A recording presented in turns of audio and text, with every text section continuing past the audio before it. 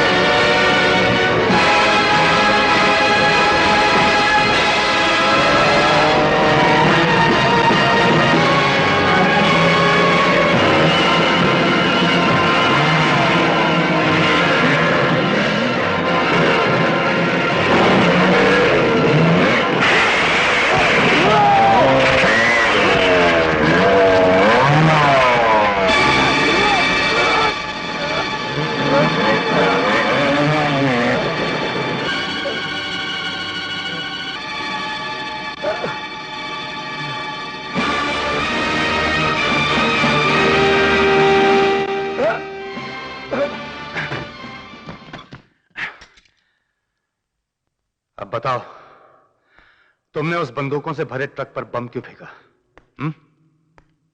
बताओ, बताओ, बताओ, वरना मैं तुम्हारी जान ले लूंगा। मैं भी तुम्हारी तरह देशभक्त हूं इंस्पेक्टर साहब। लेकिन जब मैंने बंदूक और गोला बारूद से भरा आतंकवादियों को देखा तो बस मेरे मन के अंदर इंसानियत की आत्मा जाग उठी और मैंने बम फेंक कर उसे उड़ा दिया। मेरे यकीन कीजिए इंस्पेक्टर साहब। झूठ मत बोलो। तुमने जानबूझकर वो ट्रक उड़ाया ताकि तुम्हारे साथी हमारे हाथ न लगे और आतंकवादियों का राज फाश न हो। नहीं इंस्पेक्टर साहब, इतना गिरा हुआ इल्जाम लगाकर आप मेरी सच्चाई पर झूठ की मोहर मत लगाइए। मैंने पहले भी कहा और मैं अब भी कहता हूं कि मैंने आतंकवादियों का खून किया है। मैं आतंकवादी नहीं हूं, नहीं हूं, नहीं हूं। झूठ। तो फिर देश के दुश्मनों को खत्म करने के बाद हमें देखकर तुम फरार क्यों हुए? हाँ? बताओ। मेरा यकीन करो, मैं बेगुनाह इंस्पेक्टर। ट्रक उड़ाने के लिए बारूद कहां से आया? बारूद वो मैं बेगुनाह इंस्पेक्टर, मेरा यकीन करो। बताओ, तुम्हारा सरदार कौन है? तुम्हारा अड्डा कहां है? बताओ। सर, सर,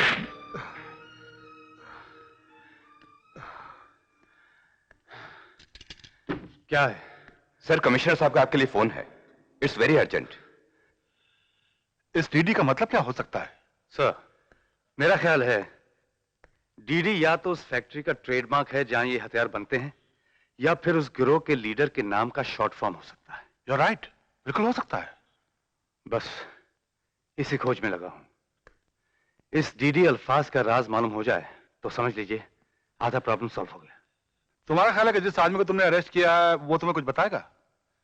उम्मीद तो नहीं है सर, लेकिन फिर एक मर्तबा कोशिश करके देखता हूं। Good luck.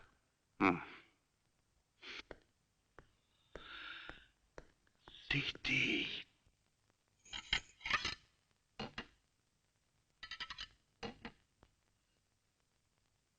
पिंकी बेटे।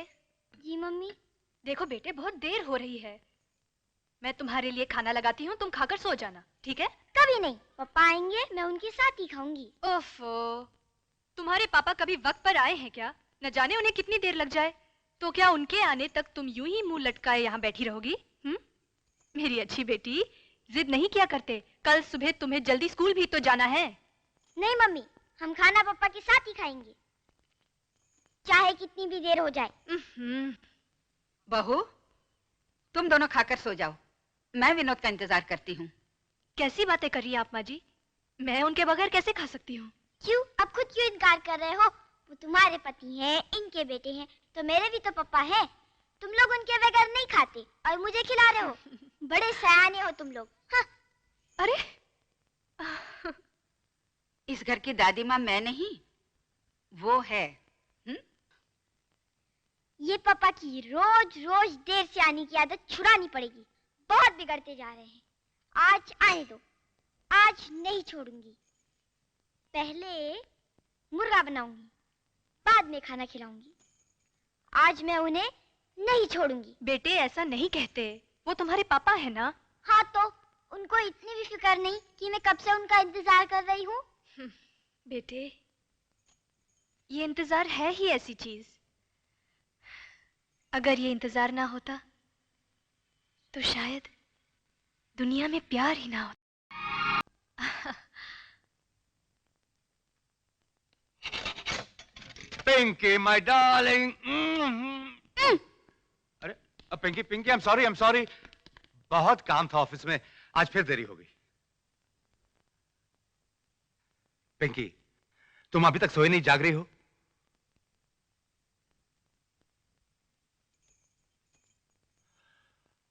अरे बाप रे, अभी तक इस घर में किसी ने खाना खाया ही नहीं। वैसे भूख तो मुझे भी लगी है। नहीं, खाना नहीं मिलेगा। कितना सताया आपने सबको। चलिए, इस बात पर फौरन मुर्गा बनिए। पिंकी, ऐसा नहीं कहते। ऐसा नहीं कहते। बीच में कोई नहीं बोलेगा। चलिए, मुर्गा बनिए। ठीक है, मुर्गा बन जाते हैं। मेरे कारण तुम सबको भूखा रहना पड़ा, सजा तो भुगतनी पड़ेगी। जाया, तुम खाना लगाओ, मैं जज साहब पिंकी के हुक्म के अनुसार मुर्गा बनता हूं।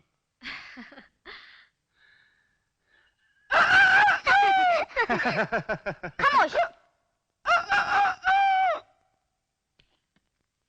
हमारी अदालत तुम्हें माफ करती है। माफ करती है? Thank you your honour. लेकिन आइंदा ख्याल रहे, ऐसी गलती ना होने पाए। योर ऑनर, ऐसी गलती दोबारा कभी नहीं होगी। बड़े जज साहिबा से भी माफी मांगो। जज साहिबा, माफ कर दीजिए। यार देवीदत्त, एक बात तो समझ में आई कि आतंकवादियों के लीडर का नाम डीडी है। हाँ, मगर ये डीडी है कौन? ये बात समझ में आई? मेरे दोस्त, यही तो एक बात है जो मेरी समझ में नहीं आ रही। अरे तेरी। तो मैं एक आइडिया दूं? जितने भी डीडी नाम वाले लोग हैं सबको पकड़कर जेल में बंद कर दो। जिसे धर्मदास, डेविड डिकोस्टा, धर्म दमानी, सभी डीडी तुम्हारे हाथ में आ जाएंगे। तो सबसे पहले मैं तुम्हें अरेस्ट करूंगा मेरे भाई, क्योंकि तुम्हारा नाम भी तो डीडी है, देवीदत्त। तो एक काम करना, लगे हाथों अपने हाथों में भी हथकड़ियां लगवा लेना। तुम भी डीडी हो, तुम्हारा नाम भी दीनदयाल कपूर है। Good one, Deendayal Devidatt. ये लो, डी से तुम्हारे दामाद भी आ गए। Good morning sir. नमस्ते देवीदत्त जी। गुड मॉर्निंग बेटे, तुम यहाँ कैसे आए? आपको इसी वक्त मेरे साथ चलना होगा। कहाँ भाई? आउट ऑफ बॉम्बे, शाम तक लौट आएंगे। कोई खास बात है? खास बात है भी और नहीं भी, मगर हमारे डिपार्टमेंट से इसका कोई ताल्लुक नहीं। मैं आपको एक मजेदार चीज दिखाना चाहता हूँ। अच्छा, तुम्हें देर किस बात? मैं भी चलूं? नहीं, तुम ये लो और दोनों क्यों से प्रैक्टिस करो। रोज मार खाते रहते हो मुझसे। हाँ, कल मिलते हैं, चलो। तेरे मेरी दो ये ऐसी यादें में भाग जाते हैं। यूर ऑनर, मुलजिम सुनील कुमार एक फौजी अफसर है और फौज में भर्ती होने वाले हर जवान को पहले ही दिन यह सबक सिखाया जाता है कि हथियार उठाओ तो देश के लिए, गोली चलाओ तो मुल्क की सलामती के लिए। मगर अफसोस, ये फौजी जवान अपने फर्ज के आदर्शों को भुला बैठा। छुट्टियों में जब वो अपने गांव आया, एक छोटी सी तकरार पर गांव के 5 इंसानों को गोलियों से छल्ली कर दिया।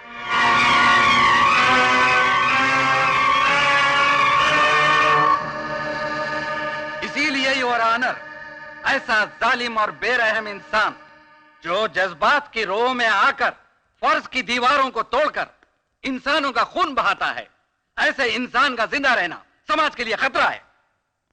इसके पिछले कारनामों के बल पर इसे माफ करना कानून के साथ जुल्म करने के बराबर होगा।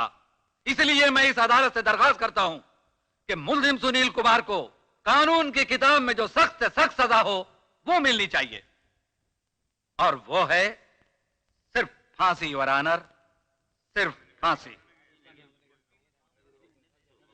That's all your honour.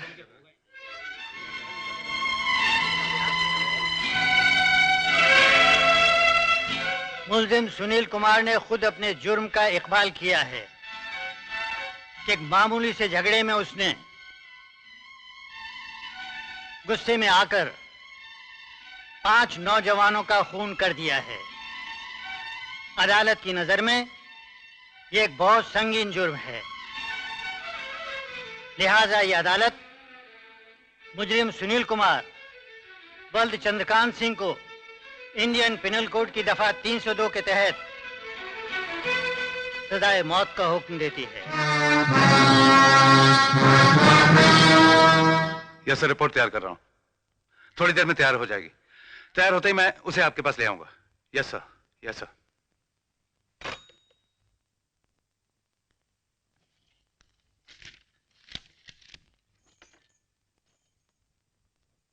Good morning papa. Morning morning. Hello. Yes sir, report तैयार हो गई sir. Yes sir, yes sir, yes sir. मैं फाइल लेकर अभी आता हूँ। Yes sir. पिंकी, पिंकी, ऐसा नहीं कहते। ऐसा नहीं कहते। माँ, मैं कोई पिंकी जितना छोटा बच्चा हूँ जो रोज मुझे अपने हाथों से खिलाती हो? बेटे, औलाद कितनी ही बड़ी क्यों ना हो जाए, माँ की नजरों में वो बच्चा ही रहता है। याद है बचपन में स्कूल जाने से पहले तू इसी तरह होमवर्क में लगा रहता था और मैं तुझे इसी तरह नाश्ता खिलाया करती थी। याद है माँ, सब याद है। आज मैं जो भी हूँ तेरे प्यार और मेहनत की वजह से हूँ।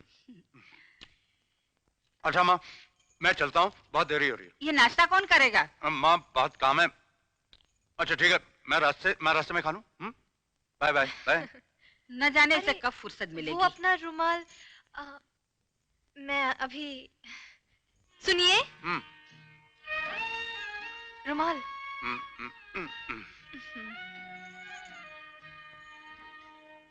शाम को जल्दी आओगे ना? सुनो,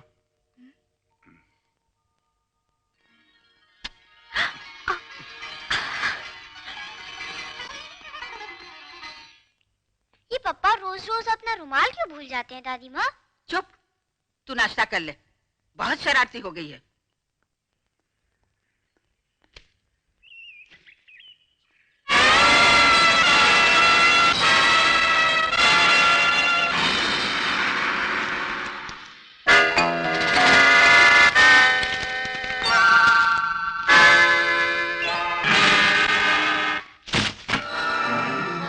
ये वो 1 लाख रुपए हैं जो डीडी ने मुझे भेजे। जानते हो क्यों? तुम्हें खत्म करने के लिए।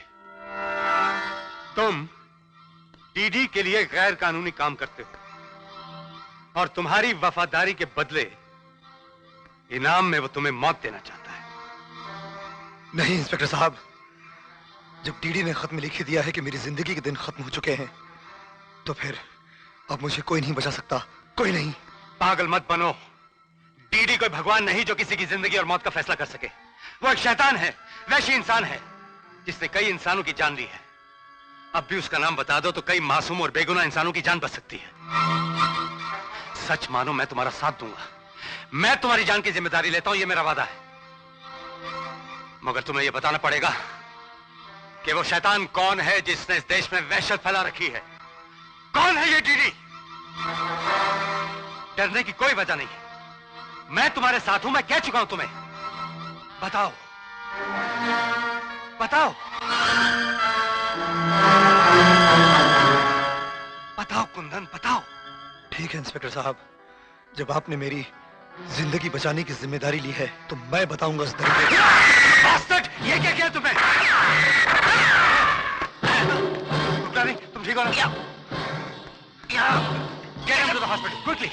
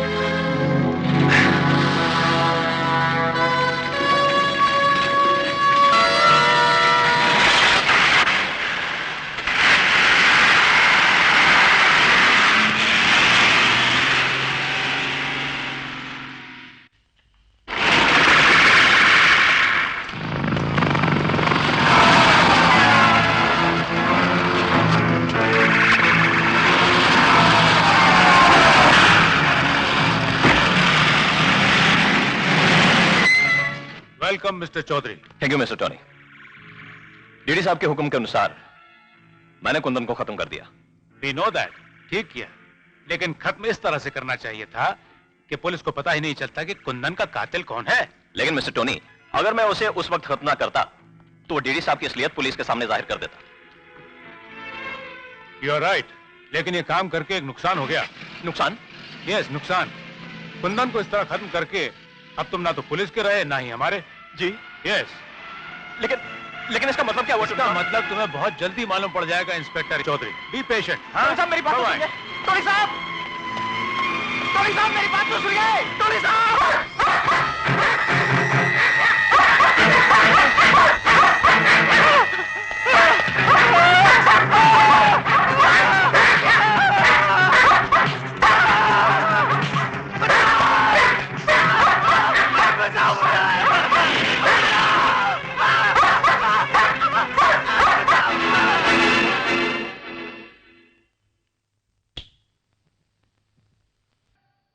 सर, एक जासूस अंदर घुस आया सर। उसने मुझे बेहोश किया और मेरे कपड़े पहनकर कहीं गायब हो गया सर। मैंने उसकी बहुत तलाश की सर, पर वो मुझे कहीं नहीं मिला सर। ये सर, आइलैंड पे कोई कुत्ता घुसाया है, तलाश करो उसे।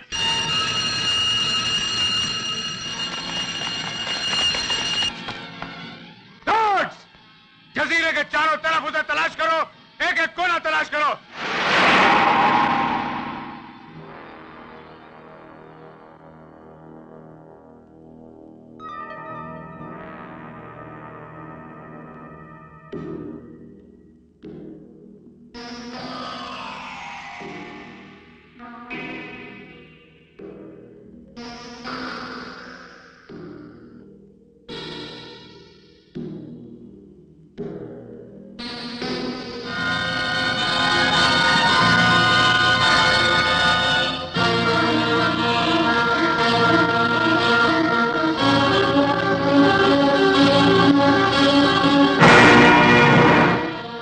आप शायद मेरी तलाश करवा रहे हैं देवीदत्त जी।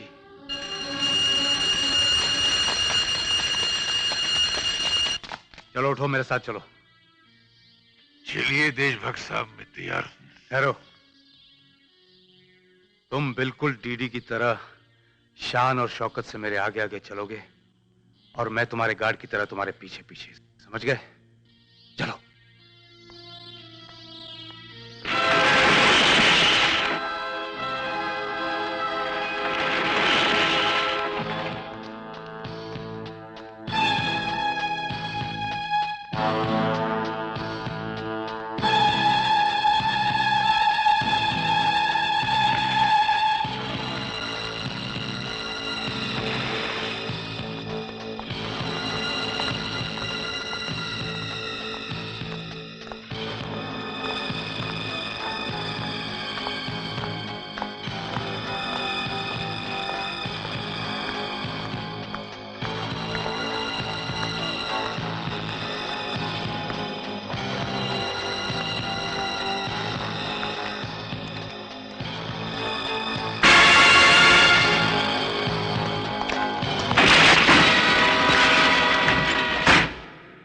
देखो विनोद, ये रस्सियां तुम्हारे जिस्म पर जिस फासले पे चिमटी हुई हैं, उससे बहुत कम फासले पर मौत तुमसे चिमटी खड़ी है। तुम में और मौत में सिर्फ एक पतले से धागे की मोटाई का फासला है। मगर तुम्हारे ससुर मेरे बहुत पुराने दोस्त हैं, इसलिए उनकी दोस्ती का लिहाज रखते हुए तुम्हें जिंदा रहने का एक मौका देता हूं। वरना मेरे यहां जिंदगी नाम की कोई चीज ही नहीं है। एक गलती और मौत। एक मामूली सी शर्त है, अगर हां कहोगे तो जिंदगी तोहफे में मिल जाएगी। आज के बाद तुम वर्दी पुलिस की पहनोगे, मगर वफादारी हमारी करोगे। मंजूर है? मुझे करना क्या होगा? तुम्हारा काम सिर्फ इतना है कि तुम हमारे काम के आड़े नहीं आओगे। सब कुछ जानते हुए भी अनजान बने रहोगे। कुछ देखोगे तो आंखें बंद कर लोगे, मतलब हमारे काम को आसानी से चलने दोगे। बोलो क्या इरादा है? आज रात भर मुझे सोचने का मौका दीजिए, कल सुबह तक मैं अपना फैसला सुना दूंगा। ठीक है, देते हैं तुम्हें एक मौका। खोल दो इसे। खोल दो इसे।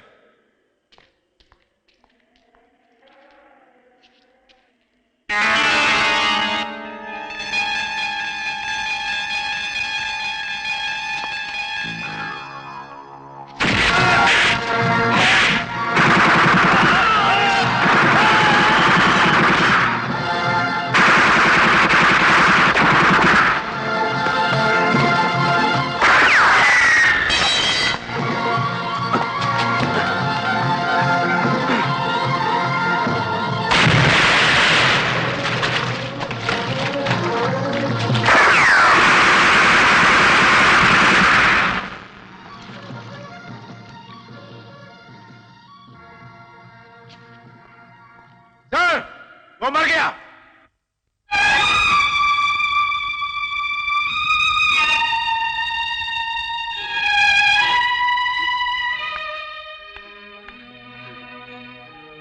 नहीं बेटे, नहीं, सब ठीक हो जाएगा, सब ठीक हो जाएगा बेटा। मिस्टर कपूर,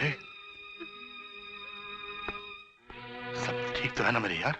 आप जरा अंदर आइए।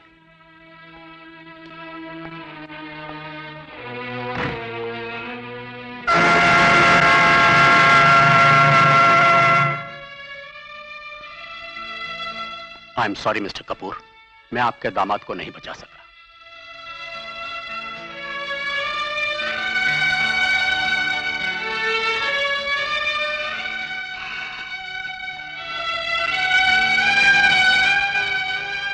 मिस्टर कपूर, क्या हुआ?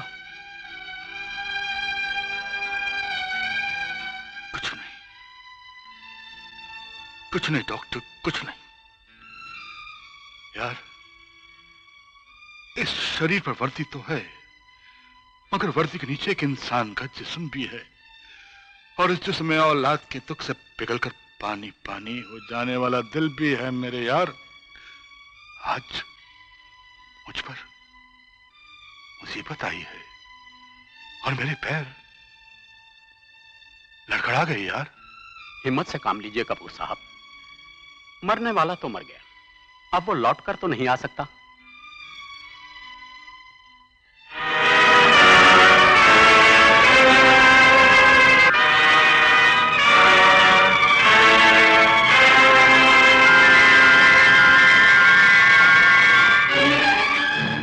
डॉक्टर, तुम मेरा एक काम कर दो, सिर्फ एक काम कर दो। कहिए। तुम कल सुबह तक इन सब लोगों को विश्वास दिला सकते हो कि तुम्हारा ऑपरेशन कामयाब हुआ है, कि विनोद जिंदा है, मरा नहीं, कि कल सुबह तक वो होश में आ जाएगा। ये कैसे मुमकिन है? तुम्हें मुमकिन बनाना है इसे, मेरे लिए, मेरे खातिर, मेरे दोस्त। जिस मंजिल पर पहुंचकर हम लोग हारे हैं, हम उस हार को जीत में बदल सकते हैं। मेरे लिए, मेरे दोस्त, मैं जिंदगी भर तुम्हारा एहसान नहीं भूलूंगा। अरे मेरे खातिर प्लीज यार, please. Okay, I'll do it. Thank you. बहू, डैडी क्या हुआ? ऑपरेशन कामयाब हो गया। हाँ? अब वो ठीक है? सब ठीक है, सब ठीक है। हम लोग अंदर जा सकते हैं? नहीं नहीं बेटे, अभी तो वो होश में भी नहीं है। कल सुबह आके मिल लेना, जब वो होश में आएगा। तो मुझे जाना है, बहन जी, मैं होकर आता हूँ। आप कहाँ जा रहे हैं? मुझे काम से जरा ऑफिस जाना है, मैं कल सुबह तक वापस आ जाऊंगा। वैसे आप लोग भी अब घर जाइए, बहुत देर हो गई है। बेटा, पिंकी भी अकेली होगी, और देखो, अगर पिंकी विनोद के बारे में पूछे तो उससे यही कहना कि वो किसी काम से बाहर गए हैं, हैं?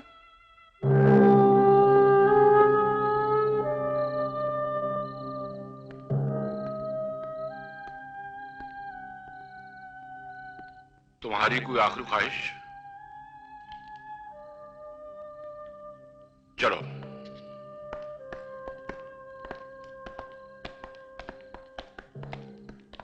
Halt it! Sir, these are the President's orders. Read them.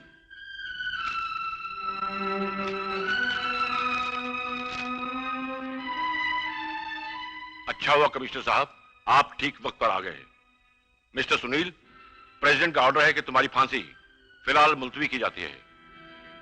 अब तुम कमिश्नर साहब के साथ जा सकते हो।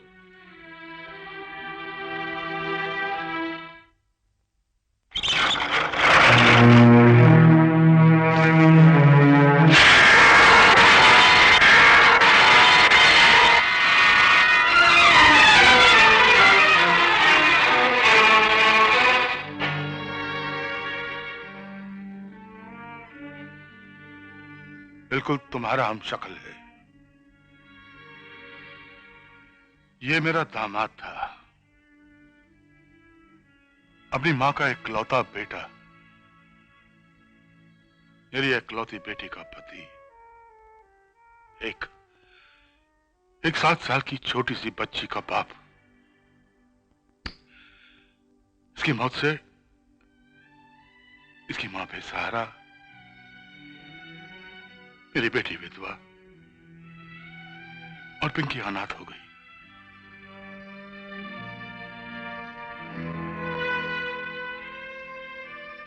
लेकिन आप मुझसे क्या चाहते हैं?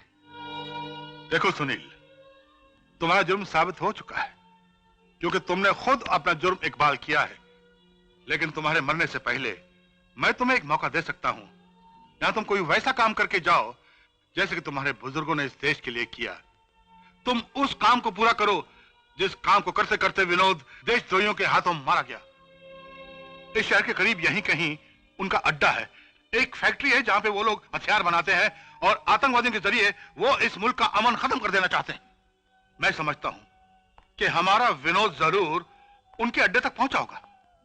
उसे जरूर कुछ पता चला होगा, इसलिए तो उन लोगों ने। सुनील, अगर हम तुम्हारे जरिए विनोद को जिंदा रखते हैं तो वो लोग जरूर तुम्हारा पीछा करेंगे, और यही रास्ता है कि हम उनके अड्डे तक पहुंच सकते हैं और गैंग को खत्म कर सकते हैं। बस मुझे और कुछ नहीं कहना, बाकी फैसला तुम्हें करना है, लेकिन अभी और इस वक्त। सर, हमारे बुजुर्गों ने कहा था कि कभी यह मत सोचना कि देश ने तुम्हें क्या दिया, बल्कि हमेशा यही सोचना कि तुमने देश के लिए क्या किया। इसी नसीहत पर अमल करते हुए मैं आपकी ये पेशकश कबूल करता हूं।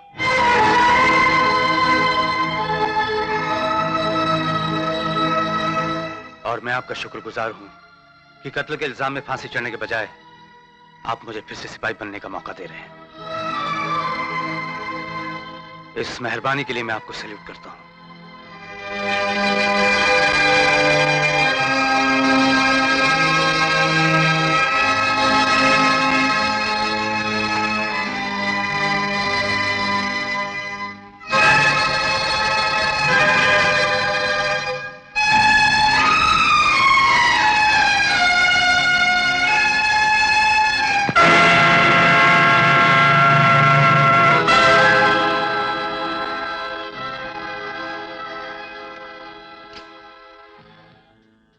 सर, ये वो चाकू है यादव जो विनोद को हमेशा के लिए मौत की नींद सुला देगा।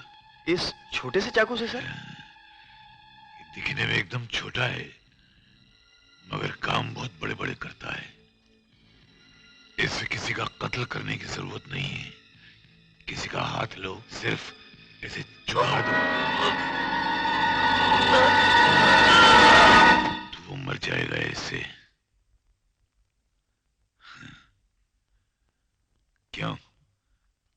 काम की चीज है ना? बड़े काम की चीज है सर।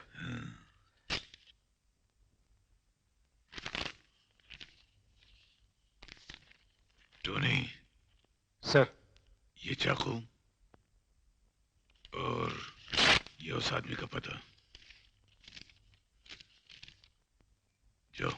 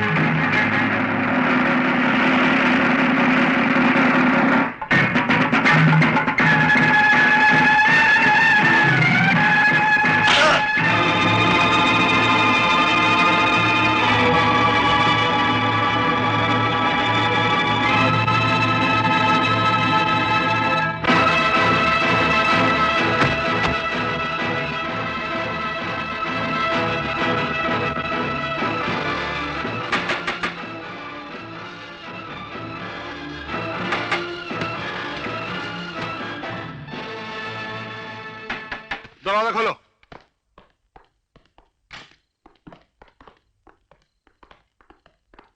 अरे ये तो बेहोश है।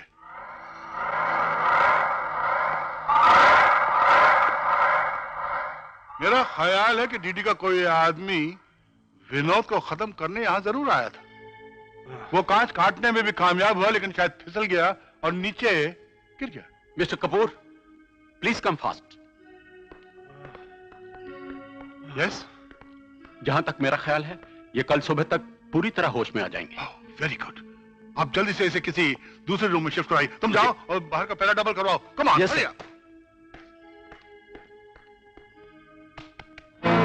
ये जिंदगी में पहली बार है कि डीडी के डंग से कोई 2 बार बच गया। सुनो, मैं तुम्हें एक चिट्ठी देता हूं, किसी तरह भी छुपाकर उसे विनोद तक पहुंचा देना। जी साहब। एक नर्स से लिफाफा दे गई है। कह रही थी कोई विजिटर आया था जो कह रहा था वो मेरा खास दोस्त है और मेरे ही नाम ये खत दे गया है, और ये कह गया है कि जब मैं बिल्कुल अकेला रहूं तभी इसे पढ़ना, किसी के सामने नहीं। तुमने खोल कर पढ़ा क्यों नहीं? मेरा कोई खास दोस्त है ही नहीं, और मैंने सोचा आपके सामने पढ़ूं तो बेहतर रहेगा।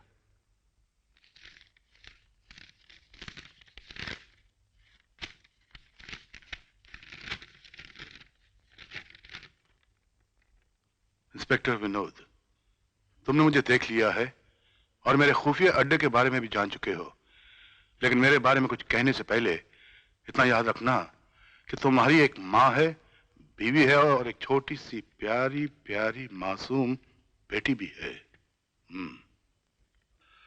अगर तुम्हें उनकी जिंदगी प्यारी है तो मेरे बारे में कुछ कहने से पहले मेरे बारे में कुछ कहना तो एक तरफ, मुझे देखकर तुम अनजाने बनोगे, बिल्कुल रिएक्ट नहीं करोगे। तुम याद रखोगे तुम्हारे माथे पे आई हुई एक शिकन तुम्हारी बेटी की जान ले लेगी। डीडी।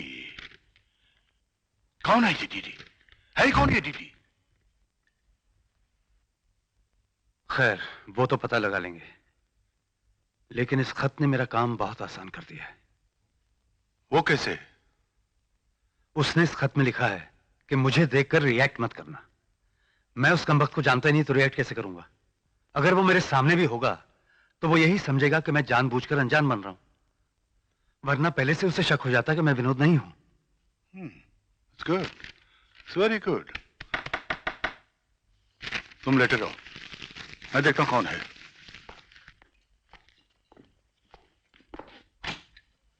अरे भाई, तुम लोग यहाँ आ गए।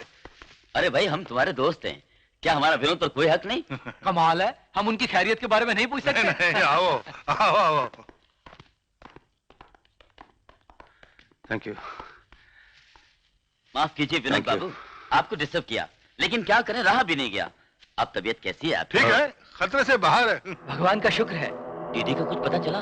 जी डीडी आप लोग आते अभी ही तक शुरू कुछ हो गए पता नहीं डीडी फीडी। लानत भेजो उस पर। डॉक्टर ने कहा कि इसे अरे देवदत्त जी आप लोग जाइए अब। अच्छा जी। आइए आइए आइए आइए आइए। माफ कीजिए, थोड़ी देर हो नहीं नहीं नहीं। कैसे बेटे? अच्छा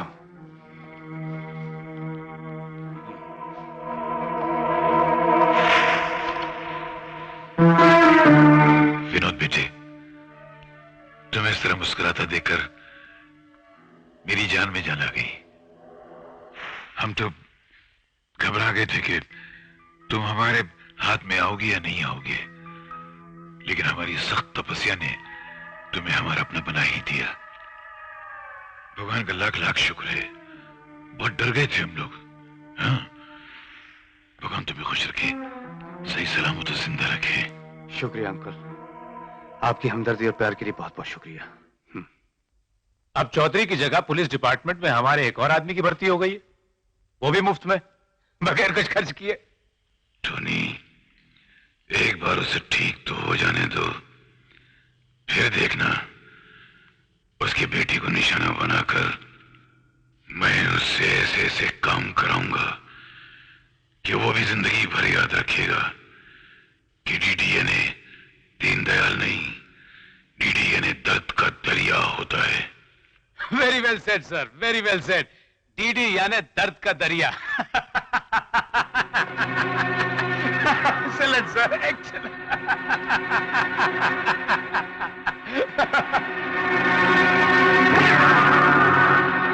आई एम सॉरी सर।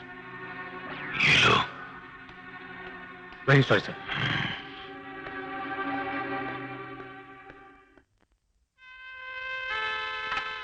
जया। जी डैडी। जया बेटी जरा बाहर आना। डैडी बस 1 मिनट, सारा सिंदूर जमीन पर गिर गया है। सिंदूर बाद में लगाना बेटी, पहले बाहर आके मेरी बात सुन लो। जी डैडी।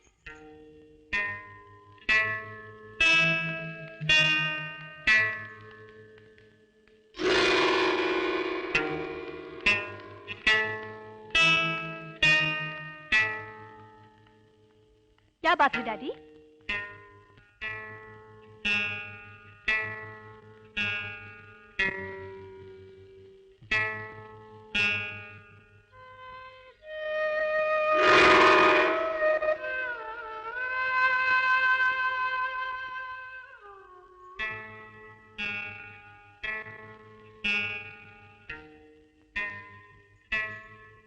बात क्या है पिताजी?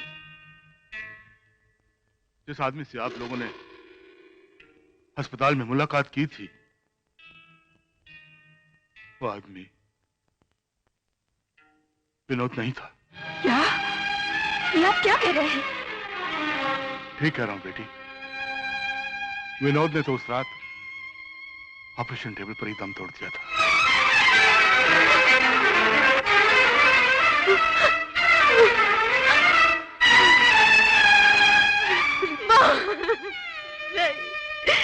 नहीं।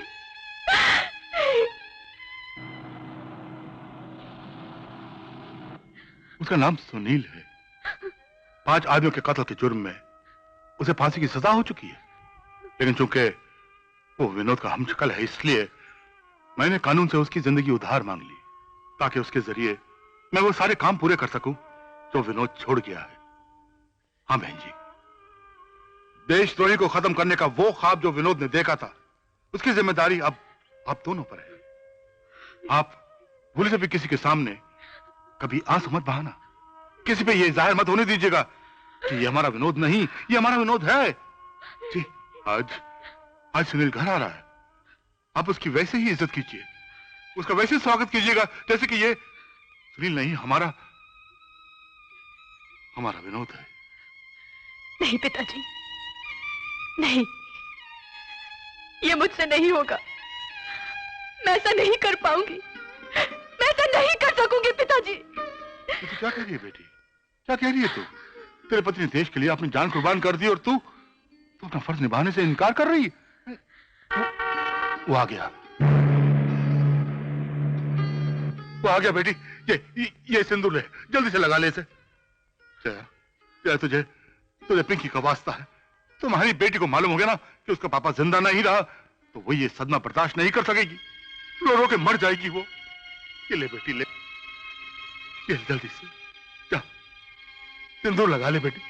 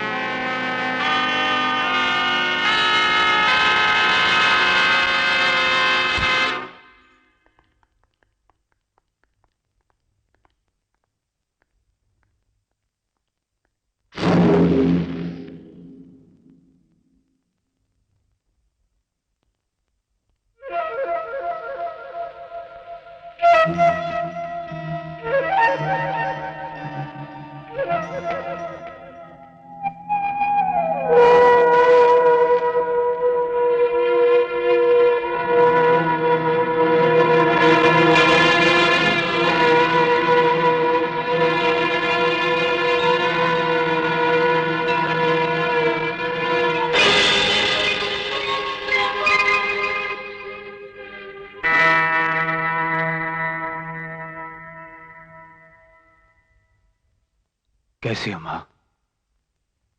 अच्छी हूं।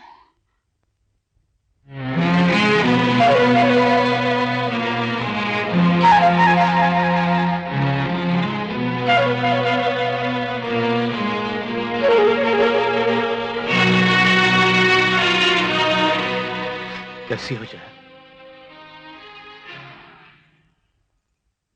अच्छी हूं।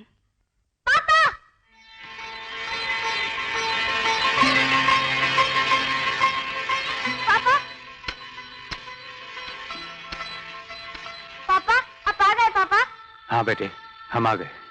जाइए पापा, हम आपसे बात नहीं करते। क्यों क्यों क्यों बेटे? आप अचानक बिना हमसे कहे बाहर क्यों चले जाते हैं और लौटने में इतने दिन लगा देते हैं? सॉरी बेटे, आज के बाद ऐसी गलती दोबारा कभी नहीं होगी। हमें आपके बिना कुछ अच्छा नहीं लगता। आज के बाद हमें जहाँ भी जाना होगा अपनी बेटी से इजाजत लेके जाएंगे। हाँ, दोबारा हमें छोड़कर मत जाना, क्योंकि हम अपने पापा के बगैर नहीं रह सकते।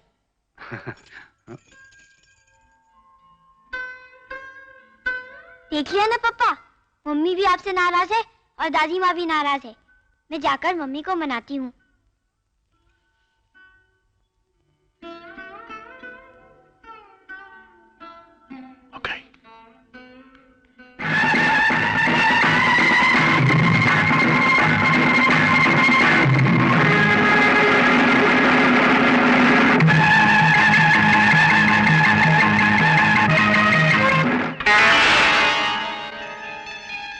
सर इसमें कुछ नहीं है, जाने दो।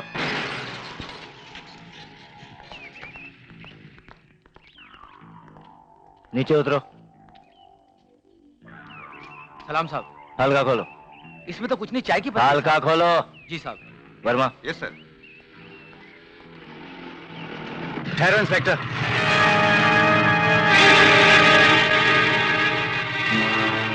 इंस्पेक्टर कुलकर्णी, जाने दो उसे। लेकिन सर, मुझे शक है कि... मैंने कहा ना जाने दो उसे। सॉरी सर, मैं चेक किए बिना नहीं जाने दूंगा। इंस्पेक्टर कुलकर्णी, मैं तुम्हारा सीनियर हूं, जो मैं कहूंगा वो तुम करोगे। जाने दो उसे। चलो तुम जाओ। यू ओबे माय ऑर्डर्स।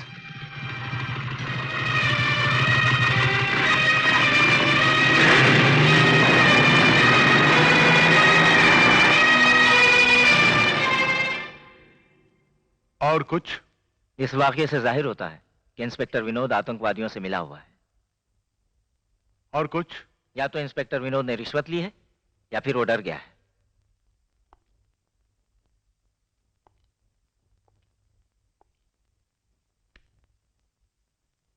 और कुछ? जी नहीं सर। तो फिर आप जा सकते हैं। लेकिन sir, I said you can go. I am sorry sir, मैं तो भूल ही गया था कि इंस्पेक्टर विनोद कानून के मुलाजिम ही नहीं, आपके दामाद भी हैं। I said get the bloody hell out of here. Sir. On the double.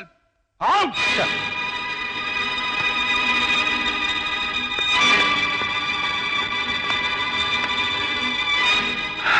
Mummy, दरवाजा खोलो ना मम्मी। मम्मी, दरवाजा खोलो मम्मी। आप, क्या बात है? पिंकी दरवाजा खटखटा रही है। मम्मी।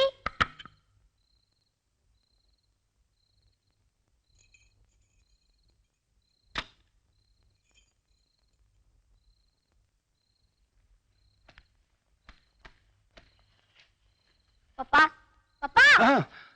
अरे पिंकी, तू यहाँ क्या कर रही है? क्या बात है? अभी बताती हूँ। मम्मी, तुम वहां क्यों खड़ी हो? इधर आके बैठ जाओ।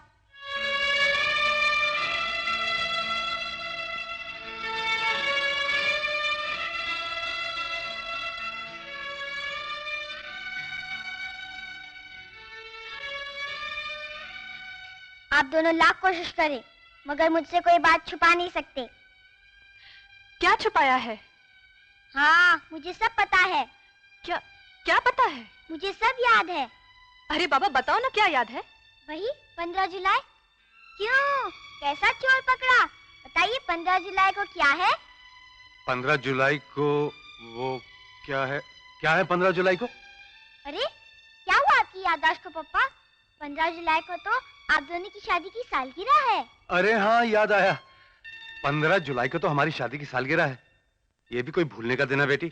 मैं तो मजाक कर रहा था। और 15 जुलाई तो परसों है।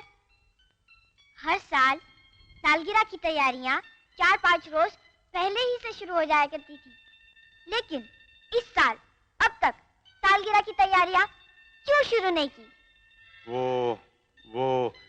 वो इसलिए बेटे कि हमने सोचा है कि हमारी सालगिरह के बदले हम तुम्हारा जन्मदिन धूमधाम से मनाया करेंगे। नहीं नहीं, हमारे जन्मदिन से आपकी शादी की सालगिरह का क्या संबंध? पप्पा, आपकी शादी की सालगिरह हम जरूर मनाएंगे। क्यों मम्मी, है कि नहीं?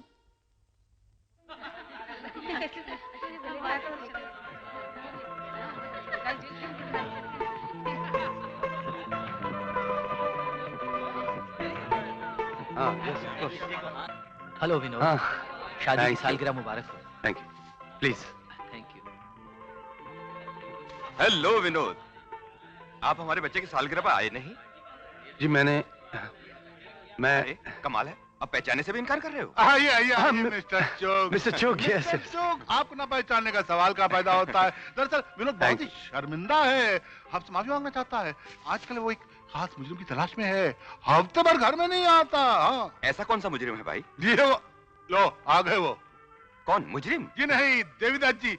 अरे देवीदत्त जी, आइए आइए आइए आइए दत्त साहब आइए। शादी की सालगिरह मुबारक हो बेटे। Thank you. Uncle uncle. हाँ बेटे। अच्छा? क्या बात है? नहीं कुछ नहीं, पिंकी बेटी कहती है कि मम्मी पापा से नाराज है। मम्मी क्यों नाराज है बेटे? नाराज नहीं तो और क्या, मम्मी पापा के साथ हर साल गाना गाती है, आज क्यों नहीं गा रही है? हाँ ये बात तो है भाई, अब की बार गाना क्यों नहीं गा रही? चलो इसी बात पे गाना सुनाओ कोई। चलो चलो। नहीं अंकल, मेरी तबीयत ठीक नहीं है। ये क्या बहाना है? आज कोई तबीयत खराब करने का दिन नहीं है। विनोद बेटे, इनकी तबीयत तुम ठीक करो, कोई जोरदार गीत सुनाओ। चलो। जी मैं। हाँ चलो चलो चलो, बोलो बेटे बोलो। सुनाओ ना पप्पा, वो गाना सुनाओ जो हर साल गाते हो। वो गाना मुझे बहुत अच्छा लगता है। जो हर साल गाते हो इस साल क्यों नहीं गा रहे हो? गाओ। जी वो गाना। क्यों भूल गए हो क्या?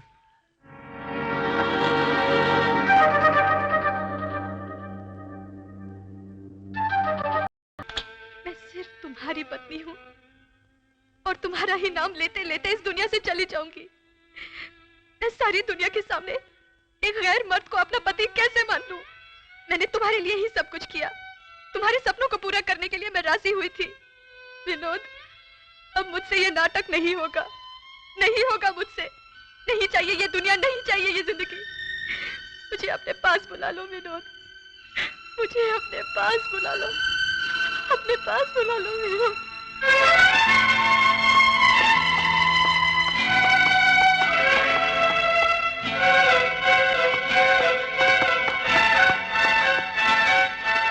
कहाँ जा रहे बेटे?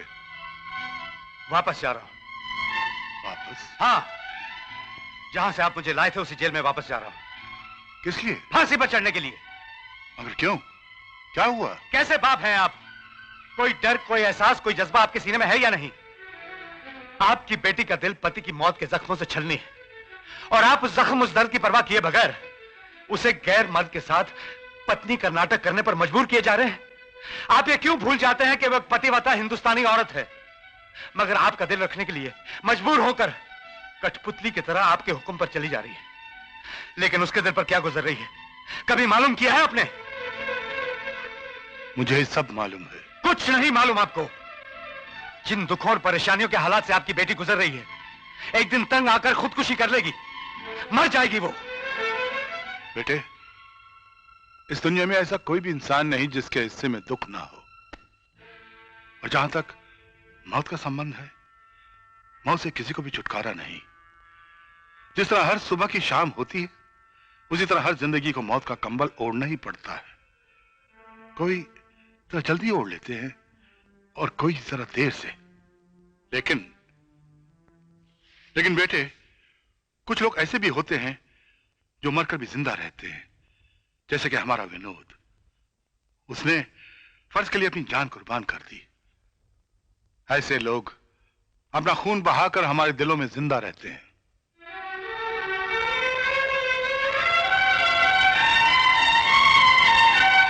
और कुछ लोग ऐसे हैं जो आंसू बहाकर अपनी मजबूरी का ऐलान करते हैं।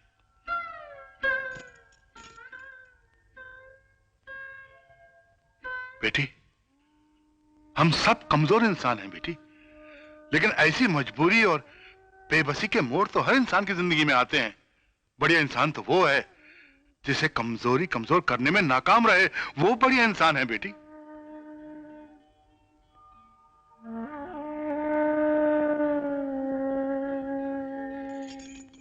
मुझे क्षमा कर दीजिए।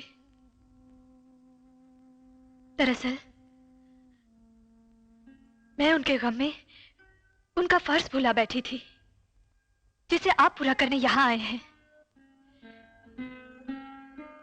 मेरी आपसे विनती है और साथ में ये उम्मीद भी कि उनका वो फर्ज जो हम सब का भी है, उसे पूरा करने में आप हमारा साथ दें।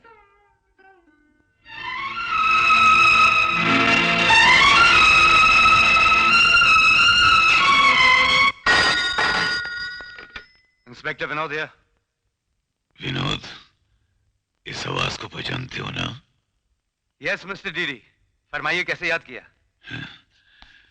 बिना मतलब के तो हम अपने बाप को भी याद नहीं करते हैं। खैर, काम करो, भारत कंस्ट्रक्शन में जाओ और रुद्रा नाम के एक आदमी से मिल लेना। काम क्या है? तुम जाके मिल लो, काम तुम्हें रुद्रा बता देगा। आज का कोडवर्ड क्या है? तुम चाय बिना शक्कर की पियोगे। ओके। हाँ तो इंस्पेक्टर विनोद, क्या पियोगे? चाय बगैर शक्कर के। लेकिन पहले काम की बात करें। कहिए क्या हुक्म है? ओह यस इंस्पेक्टर विनोद, मैं भूल गया था। हमारा माल इस स्टेट से दूसरी स्टेट तक सही सलामत हर चेक पोस्ट से तलाशी किए बिना ले जाने का जिम्मा तुम्हारा है। लेकिन ये काम तो बहुत मुश्किल है। मगर नामुमकिन तो नहीं है ना? और फिर नामुमकिन को मुमकिन करने के लिए ही तो तुम्हें यहां बुलाया है। ठीक है, लेकिन ये काम अभी नहीं हो सकता। इसके लिए मुझे थोड़ा सा वक्त चाहिए। कितना वक्त? 3 दिन। आखिर 3 दिनों में तुम करना क्या चाहते हो? सर, मैंने एक प्लान बनाया है। कुछ दिनों के लिए मैं दादू कालिया नाम का गुंडा बनकर शहर में तहलका मचा दूंगा, जिसकी दहशत पूरे शहर में जंगल की आग की तरह फैल जाएगी और डीडी तक इसकी खबर पहुंच जाएगी। उससे क्या होगा? सर, आज तक डीडी मुझे विनोद समझता आ रहा है और वो विनोद को ब्लैकमेल करके उससे गैर कानूनी काम करवाना चाहता है। मैं दादू कालिया बनकर उसका माल लूटूंगा। इससे उसका माल हमारे हाथ लगेगा और उसे मुझ पर शक नहीं होगा। ऐसे धीरे धीरे मैं उस तक पहुंचने में कामयाब हो जाऊंगा। It's a good idea, good thinking, good thinking. Sir, और सर, इस काम के लिए हमारे डिपार्टमेंट के चंद ऑफिसर्स और कुछ लेडी ऑफिसर्स की जरूरत पड़ेगी। ओके। और सर, ये ऑफिसर्स इस शहर के नहीं बल्कि किसी दूसरे शहर के होने चाहिए। क्यों? सर, मुझे शक है हमारे डिपार्टमेंट के कुछ ऑफिसर्स डीडी के साथ मिले हुए हैं। समझ गया, सारे इंतजाम हो जाएंगे। Good luck. Thank you sir. जिस तरह मैंने आप सबको अपना प्लान बताया, उसी के मुताबिक आप सबको अपना अपना रोल अदा करना है। और यह हमेशा याद रखना कि यह काम आप अपने देश के लिए कर रहे हैं, इसलिए इसमें अगर अपनी जान की बाजी भी लगानी पड़े तो एक सच्चे पुलिस ऑफिसर की तरह आप हर खतरे का मुकाबला करेंगे। मुझे उम्मीद है कि यह काम आप सब अपना फर्ज समझकर उसे अंजाम देंगे। और आखिरी बात, इस प्लान की खबर इस कमरे से बाहर नहीं जानी चाहिए। It is top secret. Okay friends, best of luck. Excuse me, sir. Inspector Madhavi reporting, sir. Come to my room. Yes sir.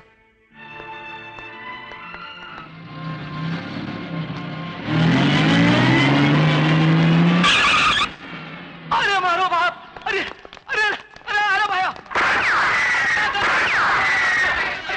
अरे बचा कोई! अरे बचा! कोई आगे बढ़ा तो गोली मार दूंगा।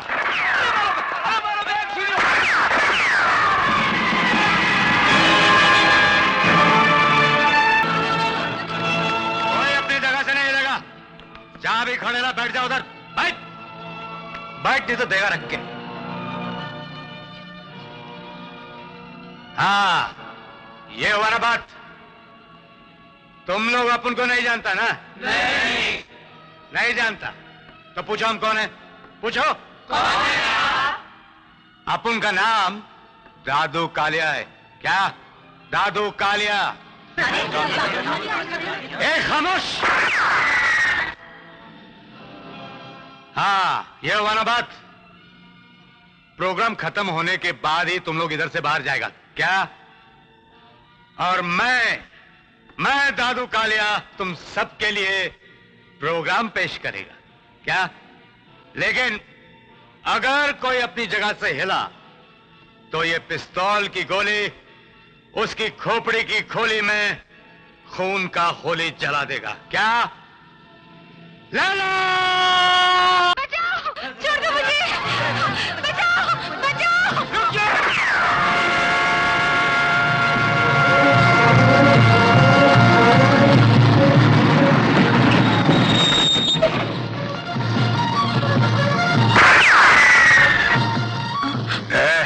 मुंडी निकाल दूंगा। हट!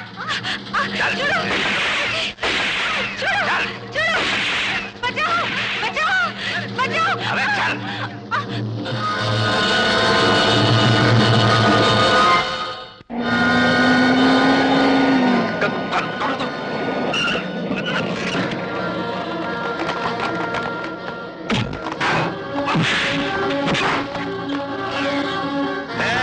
गोचू लोग उधर अच रहे, नहीं तो खोपड़ी खोल दूंगा एक एक का। क्या? कालो तुम। अबे अपन को नहीं पहचानता? लगता अनपढ़ है, अखबार वखबार नहीं पढ़ता इसलिए पूछ रहा है। हाँ? अबे गोचुओं का बॉस, अपन का नाम है दादू कालिया। देखा कैसे भाग गए तेरे गोचू लोग अपन का नाम सुनते ही, जैसे बिल्ली को देखकर चूहा। क्या?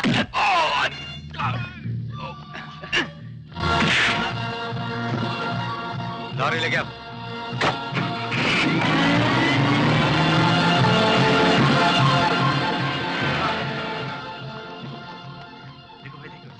खून? अरे ये तो बेहोश हो गया। उठाओ इसे।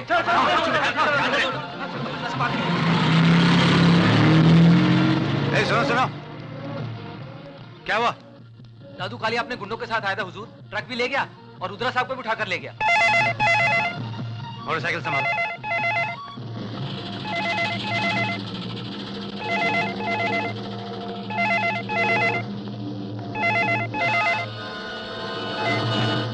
इंस्पेक्टर विनोद है।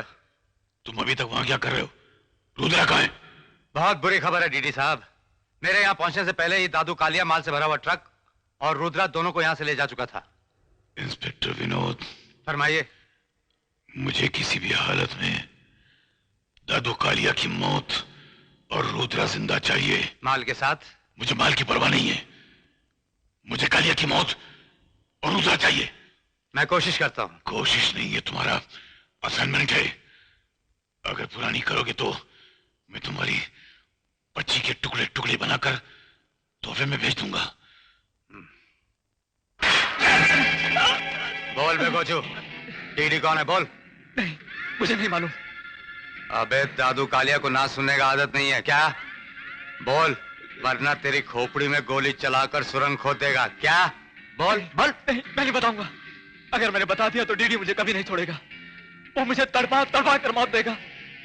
नहीं, इससे तो अच्छा है मैं तुम्हारे हाथों मर जाऊं। मारो मारो मुझे गोली। अरे पुलिस आ गया। पुलिस आ गया? जी।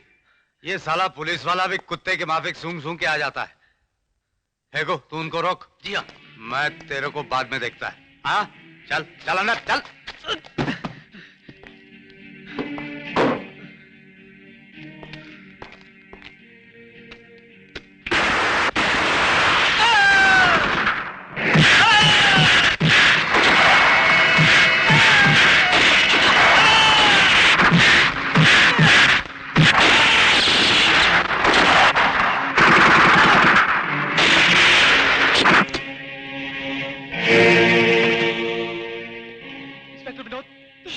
आहिस्ता।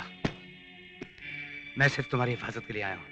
मेरे साथ पुलिस है, किसी को शक नहीं होना चाहिए। अरे वो दादू कालिया? वो इस पुलिस एनकाउंटर में मारा गया है। आओ मेरे साथ। Thank you inspector. वो देखो इसकी लाश।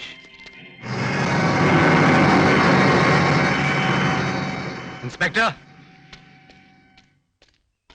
इन्हें सही सलामत अपनी जगह पर पहुंचा दो। लेकिन इन्हें तो पुलिस स्टेशन ले जाना सर। इंस्पेक्टर, जो बोला जाए वही किया करो। That's my order. Yes sir. Thank you inspector Vinod. You are welcome. चलिए।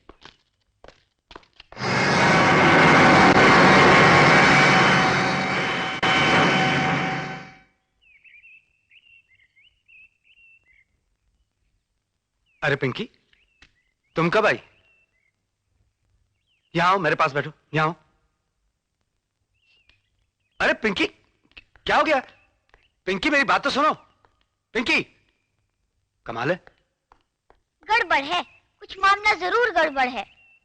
क्या हुआ बेटी? पहले मम्मी और पापा एक ही पलंग पर सोते थे। आजकल मम्मी अकेली पलंग पर सोती है और पापा बालकनी में सोते हैं। ऐसा क्यों? इसका मतलब साफ है पिंकी कि कुछ मामला गड़बड़ है। जरूर कुछ गड़बड़ है। नहीं नहीं पिंकी, मैं अंदर के कमरे में सो रहा था। मुझे मच्छर काटने लगे, इसलिए थोड़ी देर के लिए मैं बिस्तर बालकनी में बिछाकर सो गया। तो इतनी सी बात के लिए इतना परेशान हो गई? ये कौन से मच्छर थे जो आप अकेले को ही काट रहे थे और मम्मी को नहीं काट रहे थे? हाँ? अरे भाई, तुम्हारी मम्मी मच्छर का काटना सह जाती है, मैं नहीं सह सकता। मच्छर की आवाज तक से मेरी आंख खुल जाती है। कमाल है, पहले तो कभी ऐसा नहीं होता था। होता था, तुम्हें पता नहीं होगा। नहीं नहीं, हाँ। कुछ न कुछ बात तो जरूर है, वरना अचानक इस घर में सब पुतले की तरह खामोश क्यों हो गए? आप अपने कपड़े खुद पहनते हैं। पहले मम्मी आपको कोट पहनाया करती थी, टाई ठीक किया करती थी। अब तो मम्मी अपना मुंह फिराकर अपना काम खुद करती है। पता नहीं ये सब क्यों हो रहा है। सब कुछ बदल गया है इस घर में। अब मेरा मुंह क्या देख रहे हो? जाओ उसे मनाओ। और तुम नंबर 2 को वहां पहुंचा देना। समझ गए? क्या माँ जी? वो देख सुनील। सुनील, सुनील बेटा। माँ जी। सुनील बेटा, सुनील। सुनील बेटा, बेटा। रुकिए माँ जी। बेटे की याद में इतने होश गंवा दिए कि जिसे भी देखती है उसे। नहीं नहीं, वो सुनील था, मेरा बेटा सुनील।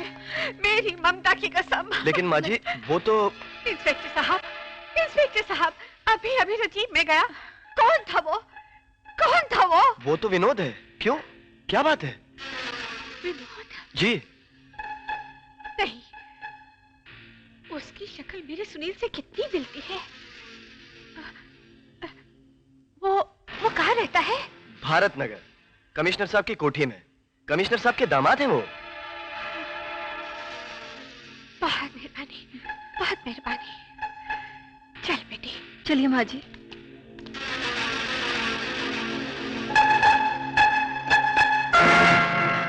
मैं बताती हूँ असलियत क्या है। नहीं नहीं बेटी, कुछ मत बताना।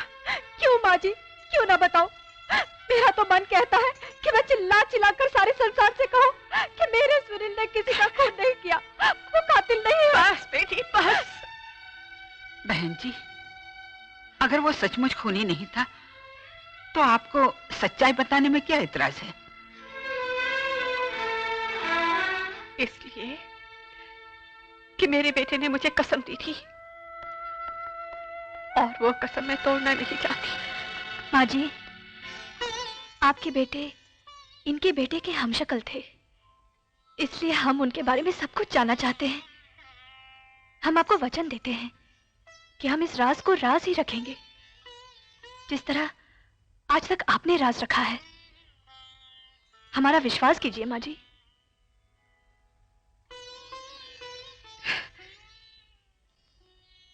ठीक है, तो सुनो। शायद ये कहानी सुनाकर हमारे अपने मन का बोझ कुछ हल्का हो जाए। मेरा बेटा सुनील फौज में काम करता था।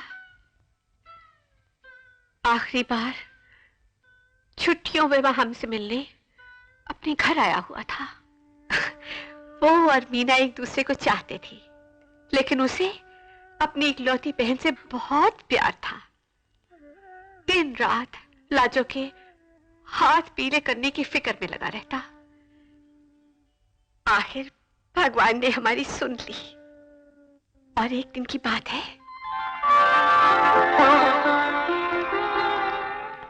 अच्छा माँ जी, मैं पंडित जी से शादी का शुभ मुहूर्त निकालकर अपनी माँ को लेकर आपको खबर करने जल्दी ही आ जाऊंगा। नमस्ते भाई साहब। नमस्ते। कीते रहो बेटा। अच्छा माँ जी।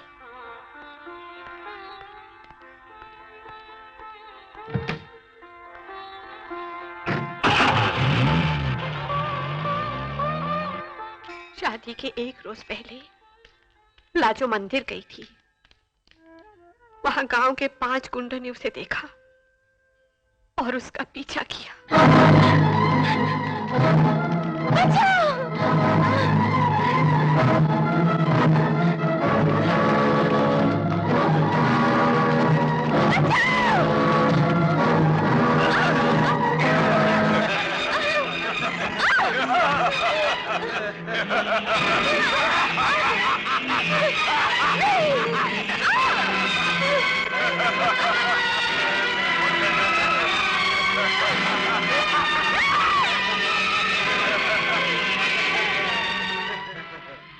क्या लाजो अभी तक घर नहीं आई?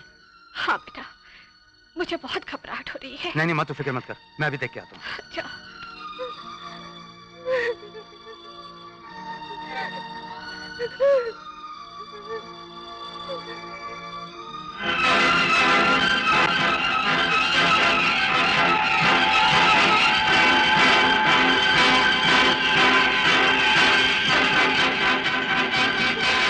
लाजो, लाजो, क्या कर रही है तू? अरे पागल हो गई है क्या? लाजो, पागल हो गई है तू? क्या करने जा रही थी तू? लाजो, होश में आ लाजो। नहीं भैया, मैं ये शादी नहीं करूंगी। मैं उनके विश्वास को धोखा नहीं दूंगी भैया। मैं अब वैसी नहीं रही भैया। मेरी इज्जत का कत्ल हो चुका है। मैं शादी नहीं करूंगी। बस कर लाजो, बस कर। देख माँ ने रो रो के अपना क्या हाल बना लिया है। तू निर्दोष है बहन, तूने कोई पाप नहीं किया है। नहीं भैया, मैं ये शादी नहीं करूंगी। नहीं लाजो नहीं, अपने भैया की बात मान ले, शादी करने से इनकार मत कर। देख लाजो, अगर कल फेरे नहीं हुए या ये बात तू फिर अपनी जबान पर लाई तो इस घर की चौखट पर एक अरसी होगी और उस पर कफन में लिपटी तेरे भैया की लाश। देख, तेरा भाई जबान का कितना पक्का है तू खुद अच्छी तरह जानती है, इसलिए तू ये शादी कर ले। इसी में हम सबकी इज्जत है, हम सबकी भलाई है भैया। और इस तरह सुनील ने लाजो को मनवा लिया और बड़ी धूमधाम से उसकी शादी की। और फिर उन 5 वैशी इंसानों से बदला लेने के लिए। कौन है बे?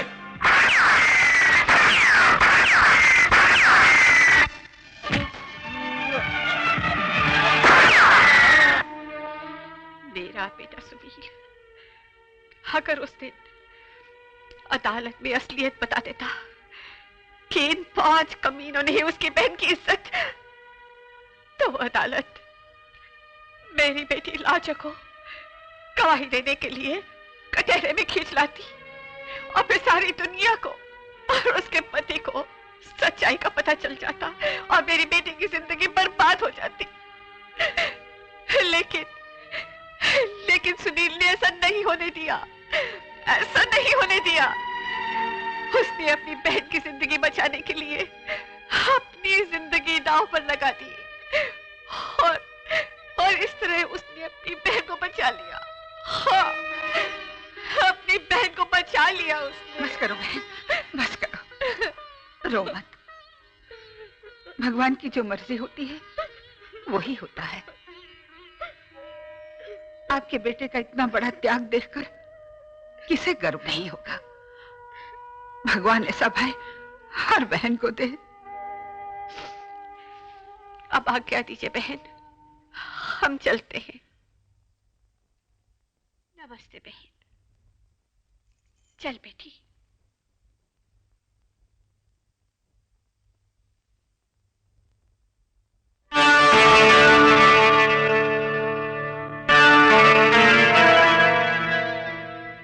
बड़ी दर्द भरी कहानी है बहन जी, आपकी और आपके बेटे की।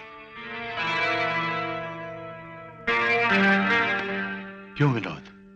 हाँ हाँ हाँ। वही सूरत, वही हाथ, सब कुछ वही। मेरा खून अंदर ही अंदर पुकार पुकार कर कह रहा है कि तू मेरा सुनील है, मेरा अपना खून, जिसे मैंने जन्म दिया, पाल पोस कर बड़ा किया। है ना तू मेरा सुनील? नहीं माँ जी, आपको कोई गलतफहमी हुई है। मैं आपका सुनील नहीं हूँ, मैं विनोद हूँ, इंस्पेक्टर विनोद। हाँ बेटा, क्या करूं, सठिया गई हो ना। अगर मैंने अपने सुनील की लाश अपनी आंखों से ना देखी होती तो तुम्हारे 100 यकीन दिलाने पर भी मैं यकीन ना करती कि तुम विनोद हो। बेटा, इस गलती के लिए मैं तुमसे माफी मांगती हूँ। नहीं नहीं माँ जी, कैसी बातें कर रही हैं आप? मुझे माफ कर देना बेटा। चलिए माँ जी। हाँ चल।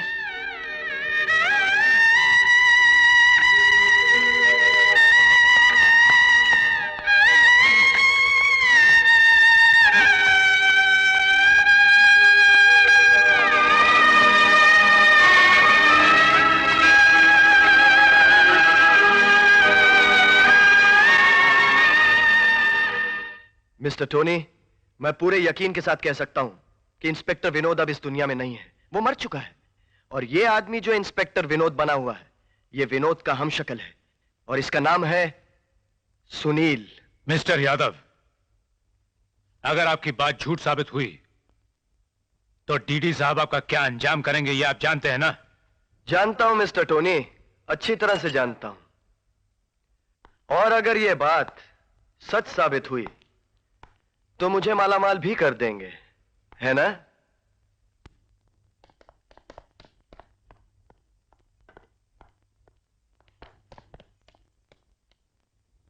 बाय पिंकी। बाय बाय पापा। बाय।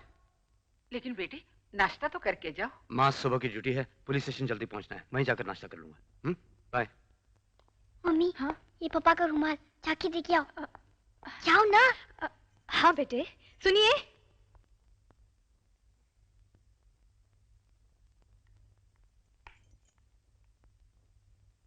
आपका रुमाल। पापा।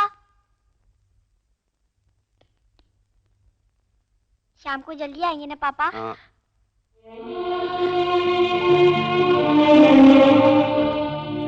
पापा हाँ। शाम को जल्दी आएंगे ना? हाँ हाँ बेटे, जल्दी आऊंगा।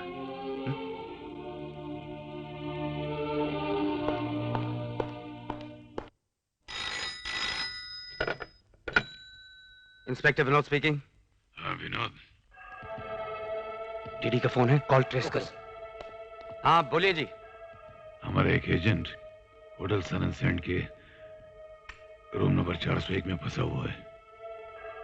उसके पास 2 करोड़ के हीरे हैं। तुम सुन रहे हो कि नहीं? जी हाँ सुन रहा हूँ। तो आप चाहते क्या हैं? एक काम करो, उसे हिफाजत से होटल से बाहर निकालो। होटल के बाहर एक काले रंग की एम्बेसडर कार खड़ी है, उसका नंबर है 993। उसमें उसे ले जाकर बिठा दो। समझ गया ना? हाँ हाँ समझ गया, लेकिन वेकिन सुनने का मैं आदी नहीं हूं। मुझे सिर्फ हाँ चाहिए। वरना इतने याद रखना कि तुम्हारी एक छोटी सी बेटी है। आप सारी उम्र पिंकी की जिंदगी का डर देकर मुझे ब्लैकमेल नहीं कर सकते मिस्टर डीडी। तुम कहना क्या चाहते हो? यही कि अब अपने हर काम के बदले आपको उसकी कीमत चुकानी पड़ेगी। ठीक है, लेकिन अभी जो काम बोलूं पहले वो करो। वो तो मैं करूंगा ही, लेकिन आज मैं भी आपको एक बात साफ साफ बता दूं कि जिस तरह मेरी जान आपके कब्जे में है, उसी तरह आपकी जान भी मेरी मुट्ठी में है। मुझे आपका नाम, ठिकाना, आपका हर राज मालूम है। मैं चाहता तो आपका पर्दाफाश कर देता, लेकिन मैंने ऐसा नहीं किया। मैंने आज तक आपको करोड़ों रुपए का माल कमा कर दिया है, लेकिन उसके बदले में आपने मुझे धमकी के सिवा और कुछ नहीं दिया। तो कितना पैसा चाहिए तुम्हें? ये बात फोन पे नहीं हो सकती। मैं आपसे लॉन्ग टर्म एग्रीमेंट करना चाहता हूं, और इसीलिए मैं आपके उस एजेंट को अपने साथ लेकर आपके पास खुद आ रहा हूं। ठीक है, यू आर मोस्ट वेलकम, लेकिन इतना याद रखो कि उस एजेंट का कोड है सस्ता खून महंगा पानी।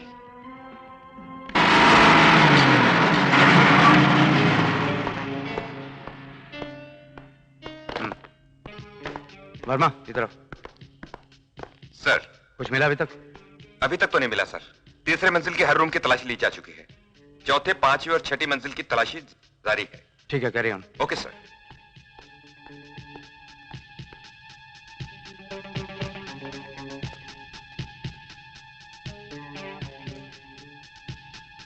हवलदार जी साहब, मैंने लिफ्ट को शॉप पे रखा हुआ है, किसी को जाने मत देना, मैं अभी आ रहा हूँ। अच्छा साहब।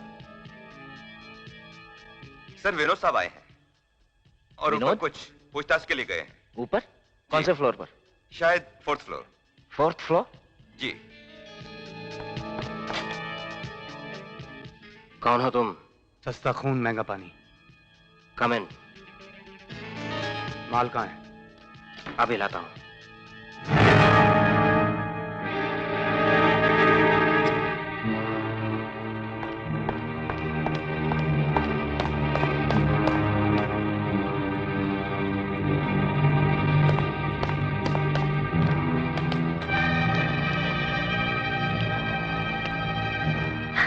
हवलदार जी साहब।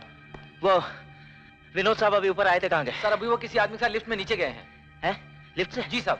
Oh my God. ये क्या बदतमीजी है? आई एम सॉरी सर। हमें ऑर्डर्स हैं, हमें इनकी तलाशी लेनी पड़ेगी। ये मेरे साथ हैं, इनकी कोई तलाशी नहीं होगी। हटिए। आप इस आदमी को यहां से नहीं ले जा सकते। क्यों? इसलिए कि हमें इसकी तलाशी लेनी है। कुलकर्णी, जब मैंने कहा ये मेरे साथ हैं, तो तुम इनकी तलाशी नहीं ले सकते। सॉरी मिस्टर विनोद, लेकिन इस वक्त ये आदमी अगर भगवान के साथ भी होता तो मैं इसकी तलाशी लिए बगैर इसको यहाँ से नहीं जाने देता, इसलिए कि ये मेरी ड्यूटी है और मैं इसकी तलाशी लेकर रहूंगा। Kulkarni. Sorry mister Vinod, let me do my job. इस वक्त ड्यूटी पर मैं हूं।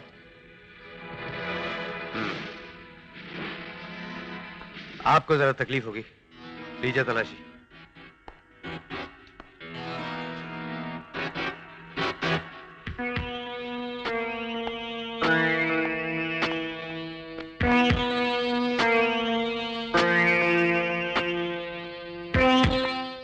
Thank you. चलिए, अब आप मेरी तलाशी भी लेना चाहेंगे? सॉरी। आइंदा ऐसी हरकत नहीं होनी चाहिए।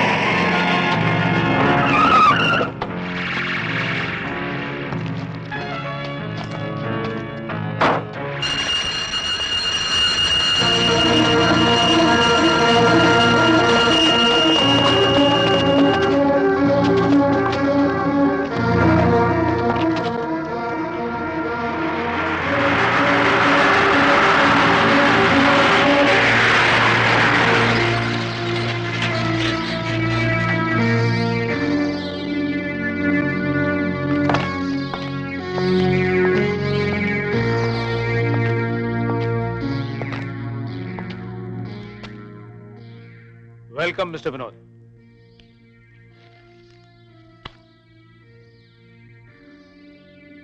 वैसे आपको मेरा नाम तो याद होगा। Of course. भला मैं आपका नाम कैसे भूल सकता हूँ? कम ऑन मिस्टर टोनी, आप खामखा वक्त जाया कर रहे हैं। डीडी साहब से मिलवा दीजिए, मुझे जरा जल्दी है। रिलैक्स मिस्टर विजय, रिलैक्स। हमारा माल। ओह,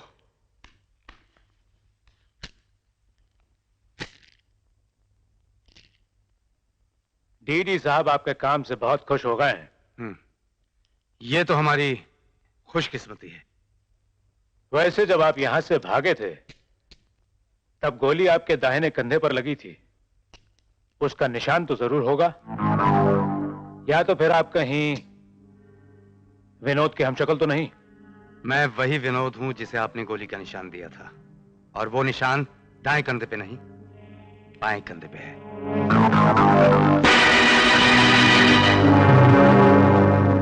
आपने और भी बहुत से जख्म दिए हैं, क्या उन्हें भी देखना चाहेंगे? जी नहीं, उसकी जरूरत नहीं है। आइए, डीडी आपका इंतजार कर रहे हैं। प्लीज।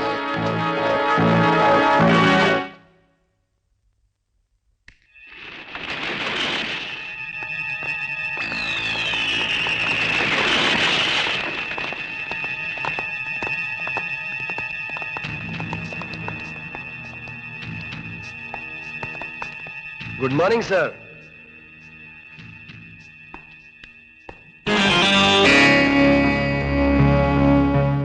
इंस्पेक्टर यादव, तुम और यहां? सर जब आप यहां हो सकते हैं तो मैं क्यों नहीं हो सकता?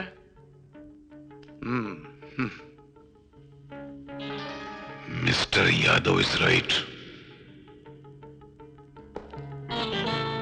तुम दोनों पुलिस ऑफिसर आज हमारे मेहमान हो, और खास तौर पर इंस्पेक्टर विनोद, जो आज पहली बार यहां तशरीफ लाए हैं। आप गलती कर रहे हैं डीडी साहब। पहली बार नहीं, दूसरी बार। हो सकता है कि तुम सही कह रहे हो, लेकिन ये यादव तुम्हारे बारे में कुछ अजीब सी बात कह रहे हैं। क्या? ये कहते हैं कि तुम इंस्पेक्टर विनोद नहीं हो, बल्कि सुनील कुमार हो, जिससे 5 आदमियों के खून के इल्जाम में फांसी की सजा हुई थी। क्या ये सच है? इसे गलत फहमी हुई है, और ये पहले आदमी नहीं, और भी बहुत धोखा खा चुके हैं, इसलिए कि सुनील मेरा हमशक्ल था। मुझे तो तुम्हारी बात में सच्चाई की झलक नजर आ रही है, लेकिन यादव को कुछ शक है, तो वो शक दूर करने के लिए कुछ टेस्टिंग कर डाले। कैसी टेस्टिंग? ये यादव तुम्हारे खिलाफ कुछ सबूत लेकर आया है, उस सबूत से कुछ टेस्टिंग कर सकते हैं।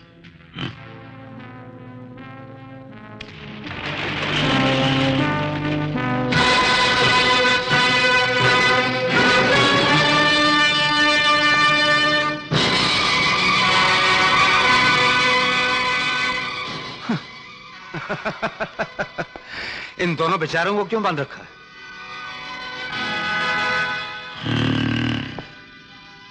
इसका मतलब तुम इनको जानते हो? जी हाँ, मैं इन दोनों को पहचानता हूं। ये दोनों हमारे घर आ चुकी हैं। मगर यादव का कहना है कि वो जो बुढ़िया है वो तुम्हारी माँ है, और वो जो जवान लड़की है तुम्हारी माशूका है। बेटा, हम कब से इनसे कहे जा रहे हैं कि हमारा सुनील अब इस दुनिया में नहीं है, वो मर चुका है, लेकिन ये मानते ही नहीं। कहते हैं कि तुम विनोद नहीं, तुम ही सुनील हो। ये विनोद है या नहीं, अभी पता चल जाएगा।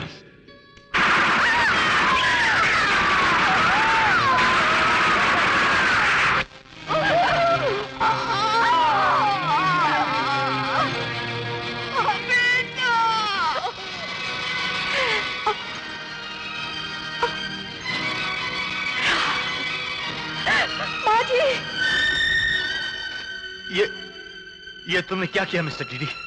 खामखा एक बेगुनाह बुढ़िया की जान ले ली।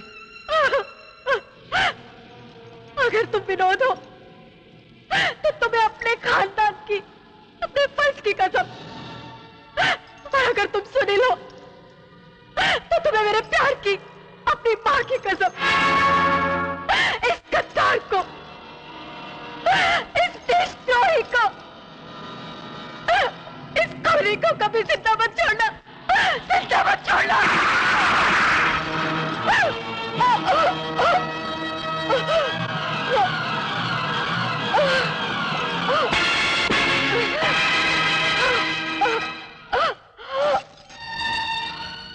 मिस्टर डीडी, मेरा इन दोनों के साथ कोई रिश्ता नहीं था, मगर एक छोटी सी सच्चाई जानने के लिए तुमने दो इंसानों का खून कर दिया।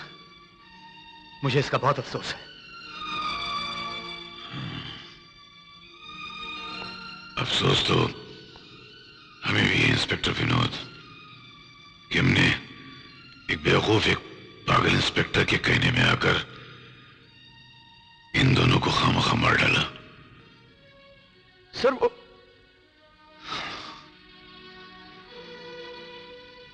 मिस्टर यादव, कोई भी इंसान अपनी मां की मौत पर न चौंके, ऐसा कभी नहीं हो सकता। इसका मतलब तुम बेवकूफ ही नहीं, झूठे भी हो। और मैं एक बार गलती करने वाले को माफ कर सकता हूं, लेकिन झूठे को माफ नहीं करता। इसलिए आज से तुम डीडी के लिए मर गए। नहीं सर, सर मैं अब भी कह रहा हूं, मेरा विश्वास कीजिए, ये इंस्पेक्टर विनोद नहीं, ये सुनील है, ये सुनील है सर। आउट। हाँ? आउट। Yes sir. लेकिन आप धोखा खाएंगे डीडी साहब। मैं यकीन के साथ कह सकता हूं कि इंस्पेक्टर विनोद नहीं, सुनील है। मेरी बात का विश्वास कीजिए, प्लीज मेरी बात का विश्वास कीजिए। यही मरोगे या बाहर जाके मरोगे? नहीं डीडी साहब।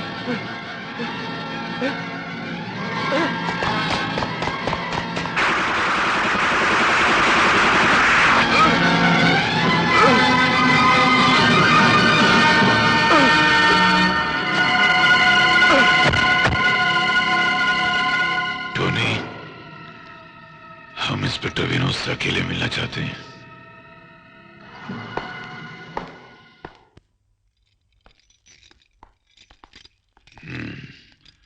आओ विनोद, आओ।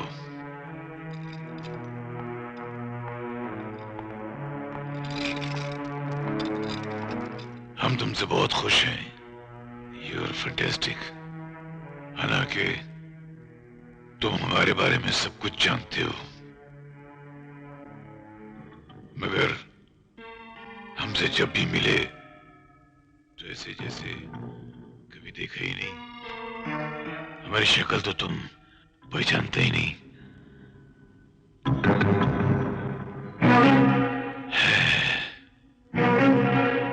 वरना सही बात तो यह है कि तुम्हारे चेहरे की जरा सी जुम्बिश हमारे लिए खतरा पैदा कर सकती थी। But you are a smart man. तुम एक कामयाब पुलिस ऑफिसर ही नहीं, ब्यूटीफुल स्मार्ट एक्टर भी हो।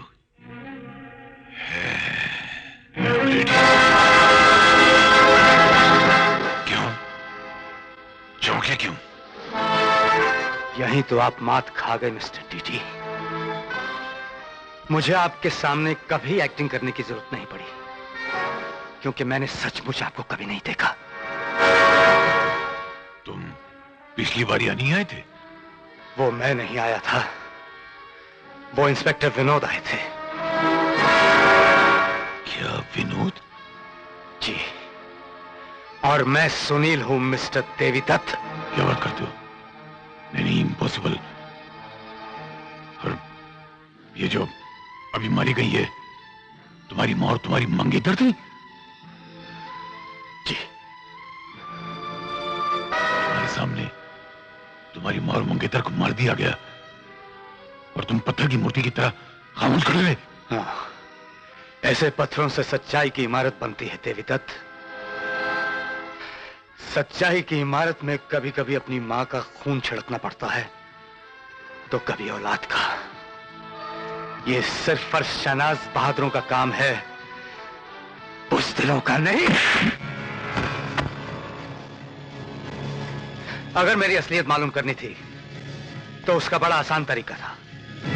एक सवाल, सिर्फ एक सवाल मुझसे पूछते कि अगर तुम इंस्पेक्टर विनोद हो तो डीडी कौन है? तो उस सवाल का जवाब मैं भी नहीं दे सकता था, क्योंकि कानून की तरह आज तक मुझे भी नहीं मालूम कि डीडी दरअसल देवी दत्त का दूसरा नाम है।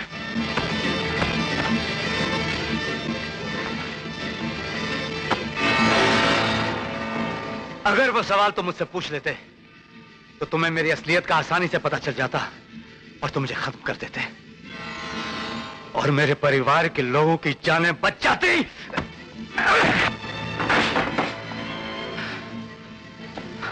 लेकिन भगवान को उन मासूमों का खून तुम्हारे हाथों करवाना था, सो हो गया। तो मैं भी तुम्हें जिंदा नहीं रहने दूंगा। मैं तुम्हें फांसी के फंदे जाऊंगा, जिंदा नहीं छोड़ूंगा तुम्हें, जिंदा नहीं रहने दूंगा, जिंदा नहीं रहने दूंगा। चलो चलो, खबरदार।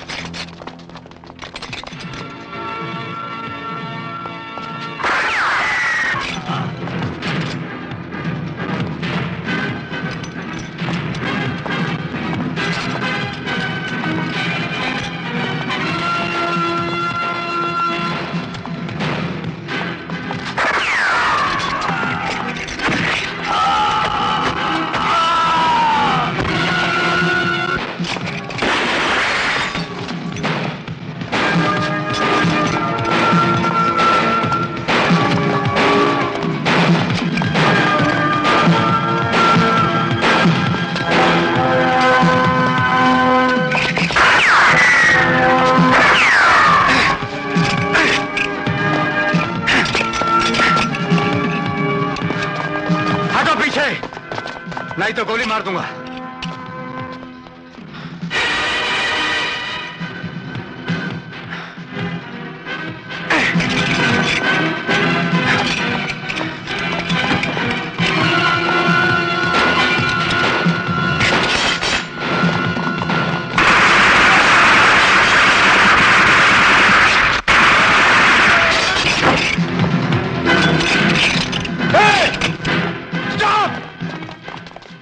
उसमें बारूद है, गोली चलाओगे तो डीडी साहब भी मर जाएंगे।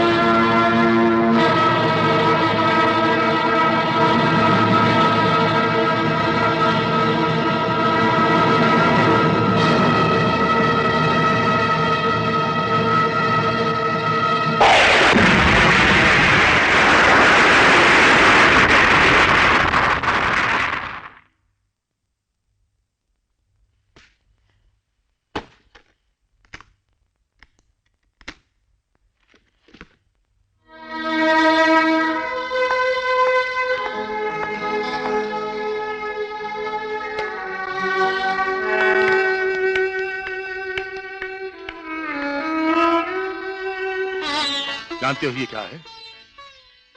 जानते हो क्या है? जो सिफारिश पुलिस डिपार्टमेंट ने प्रेसिडेंट साहब से की थी तुम्हारी फांसी की सजा की माफी के लिए, वो मंजूर हो गई है। ये वो कागज है। तुम्हें माफी मिल गई है बेटे।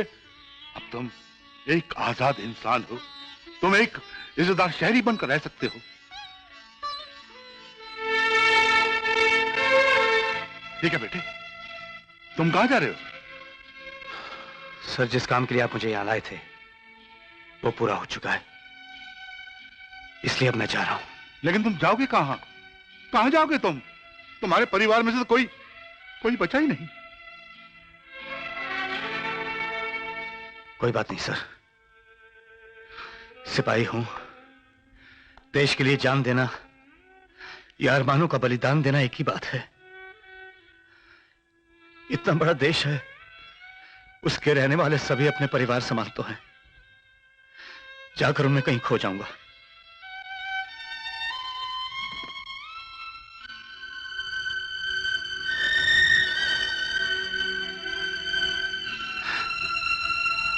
और हाँ, पिंकी बेटी मेरे बारे में पूछे तो कहिएगा तेरे पापा एक लंबी ड्यूटी पर चले गए हैं। ठहरो बेटा।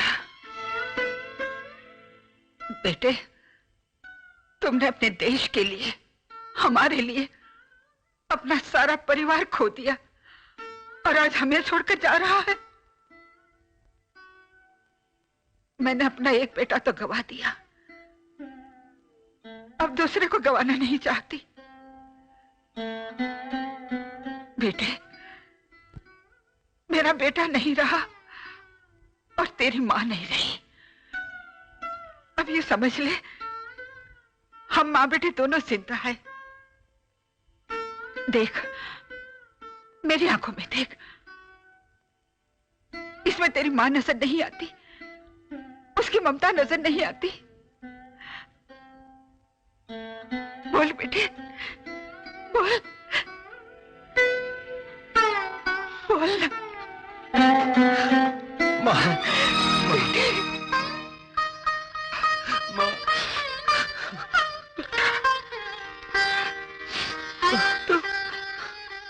तू मेरे विनोद का हमशक्ल नहीं, बल्कि मेरा अपना विनोद है, मेरी औलाद। हाँ। मगर बहन जी, आप? मैं ठीक कह रही हूँ कपूर साहब। जरा अपनी बेटी की ओर देखिए। उसके माथे पे सुहाग की बिंदिया चमक रही है, उसकी मांग में सिंदूर भरा है। क्या आप अपनी बेटी को फिर से विधवा के रूप में देख सकेंगे? इतनी हिम्मत है आप में? अरे पत्थर का कलेजा भी पिघल जाता है, आप तो फिर भी इंसान हैं। कपूर साहब, जब मैं इसे अपना बेटा मान रही हूं, तो आप इसे अपना दामाद क्यों नहीं मानते? पिंकी के पिता क्यों नहीं मानते? अगर पिंकी ने इसे दोबारा यहां नहीं पाया तो औरोरा की अपनी जान दे देगी। हाँ कपूर साहब, बोलिए बोलिए ना। ठीक है, मत मानिए, आपकी मर्जी। आप अपनी बेटी की मांग का सिंदूर पहुंचकर इसे विधवा बनाकर अपने पास रखिए। मैं अपने बेटे के साथ जा रही हूँ। चल बेटी। नहीं मां, नहीं। पापा, पापा।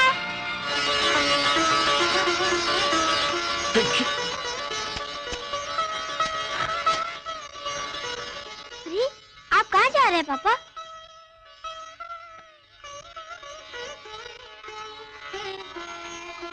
आप लोग सब क्यों रो रहे हैं? हम आपको कहीं नहीं जाने देंगे पापा। हमें आपके बिना कुछ अच्छा नहीं लगता। आप बोलते क्यों नहीं पापा? मम्मी से कोई झगड़ा हुआ है? मम्मी देखो, पापा जा रहे हैं। मम्मी प्लीज मम्मी, उन्हें रोक लो मम्मी। और अगर आज आपने उन्हें नहीं रोका तो मैं हमेशा के लिए एक घर छोड़कर चली जाऊंगी। और अगर आपने मुझे नहीं जाने दिया तो मैं कभी स्कूल नहीं जाऊंगी, कभी खाना नहीं खाऊंगी, और मैं अपने पापा के लिए रो रो कर अपनी जान दे दूंगी। हाँ मम्मी, मैं अपने पापा के लिए रो रो कर अपनी जान दे दूंगी।